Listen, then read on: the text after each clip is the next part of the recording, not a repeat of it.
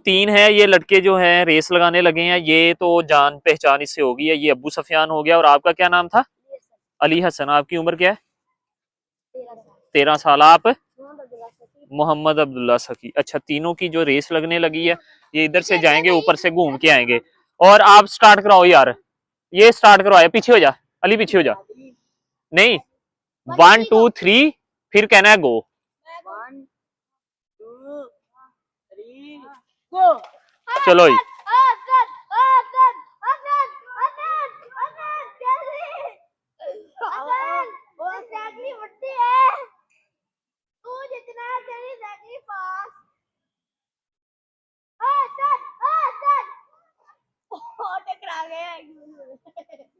आप वापस क्यों आ गए हो?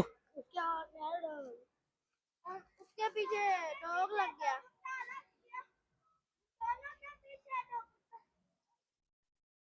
कुत्ता लग गया पीछे?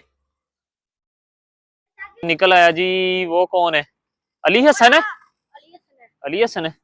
अली हसन की साइकिल ही बड़ी थी। अली हसन तो हैंड छोड़ के आ रहा है भाई।